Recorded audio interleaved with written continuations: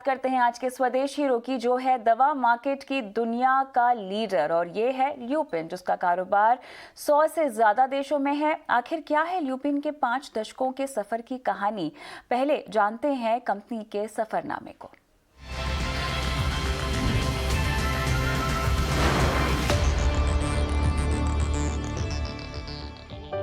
Lupin एक multinational drug company है जो 41,000 करोड़ के मार्केट कैप के साथ जेनरिक दवाओं के रेवेन्यू के हिसाब से दुनिया की 10वीं बड़ी कंपनी है। ये कंपनी यूएस में जेनरिक दवा बनाने वाली 3 बड़ी कंपनियों में शामिल है। साल 1968 में देशबंधु गुप्ता ने इस कंपनी की नींव रखी थी।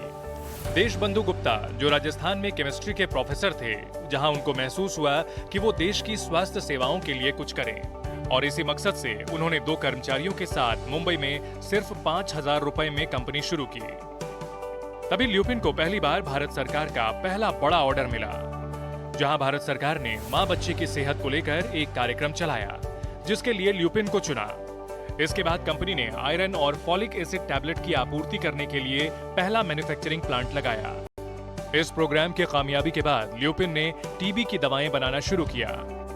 यहीं से ल्यूपिन ने रफ्तार पकड़ी। एक वक्त था जब कंपनी की बिक्री का 36% हिस्सा टीबी की दवाओं का होता था, और ल्यूपिन दुनिया की सबसे बड़ी टीबी की मेडिसिन प्रोड्यूसर कंपनी बन गई। ल्यूपिन की सबसे बड़ी मजबूती है उसका रिसर्च एंड डेवलपमेंट प्रोग्राम, जिस पर कंपनी अपनी इनकम का करीब 10% खर्च करती है। आज ल्यूपिन के देश में कई रिसर्च सेंटर हैं, जिसमें 1400 से ज्यादा वैज्ञानिक रिसर्च एंड डेवलपमेंट में लगे रहते हैं। यही वजह है कि कंपनी के पास 3,500 से ज्यादा पेटेंट हैं। कंपनी की दूसरी बड़ी ताकत है उसका जेनरिक दवाओं का मार्केट। कंपनी आज जेनरिक दवाओं की वैश्विक पावर हाउस बन चुकी है। कार्डियोवास्कुलर, एंटी डायबिटिक और रेस्पिरेटरी सेगमेंट में ल्यूपिन की लीडरशिप है। इस सेक्टर में कंपनी का 14 से 15% मार्केट शेयर है। दुनिया के 100 से ज्यादा देशों में ल्यूपिन का मार्केट फैल गया है, जिनको कंपनी बेहतर क्वालिटी की सस्ती दवाएं मुहैया करा रही है। इसके अलावा कंपनी के 15 मैन्युफैक्चरिंग प्लांट हैं, जिनमें 12 भारत में और एक अमेरिका, मेक्सिको और ब्राजील में हैं। 5 दशकों से ल्यूपिन दुनिया की बड़ी दवा कंपनियों की कतार में खड़ी है। यही वजह है कि कंपनी को हमने चुना है आज का स्वदेश हीरो। ईटी नाउ स्वदेश। चलिए, तो अब चर्चा शुरू करते हैं ल्यूपिन को लेकर। ल्यूपिन के ईडी और ग्लोबल सीएफओ रमेश स्वामीनाथन हमारे साथ जुड़े हुए हैं, और उनसे जानते हैं ल्यूपिन की कुछ और प्लानिंग के बारे में। ल्यूपिन के गोवा प्लांट के लिए यूएस एफडीए से ईआईआर से मिल गई है परमिशन, और इसके बाद अब इस प्लांट से दवाओं के लिए मंजूरी का रास्ता भी साफ हो गया है। ये बताएं हमें, कितनी बड़ी राहत की बात होगी ये? आपको ये पता होगा कि हमारा प्लांट, गोवा का प्लांट और 3 प्लांट है, वो उसकी तो वार्निंग लेटर का इशू था। ये है Mandideep, Pithampur second unit and Tarapur का भी। तो गोवा का इंस्पेक्शन हुआ है।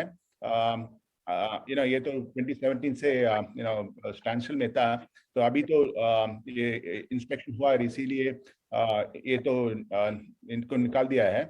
तो अभी गुड न्यूज यही है कि हमारा जो प्रोडक्ट्स चेकअप हुआ था, वो तो अभी इसका अप्रूवल तो हो सकती है, तो दी टॉप लाइन बच सकती है इसीलिए। रमेश जी, एक टाइम फार्मा कंपनियों के यूएस बिजनेस खास नहीं कर रहे थे, लेकिन कोविड के बाद हमने काफ़ी ग्रोथ इनमें आती हुई देखी है। ग्रोथ के लिहाज से किस तरह की ग्रोथ आपने देखी? मेरे ख्याल से it really depends on the portfolio that you have for the markets. And as I was telling you, America is all about looking at more complex products. तो हमारा pipeline काफी अच्छा है इसी markets के लिए। हमारा काफी inhalation products हैं, complex injectables हैं, हमारा biosimilars भी है। The focus is really on those.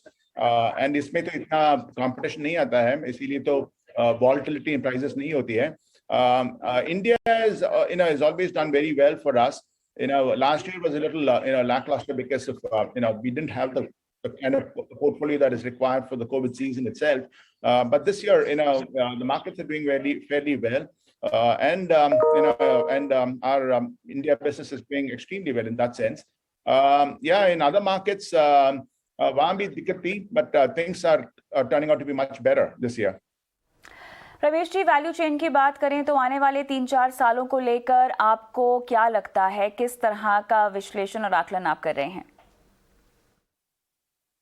So the focus will be obviously be to keep going up the value chain in terms of complexity of products and the like, both for India as well as in fact the markets going forward, the other markets including America and other markets as well.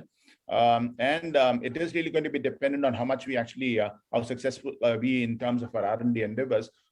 And a lot of companies also trying to move beyond the pill, but that's a different story. We'll take it up on another occasion.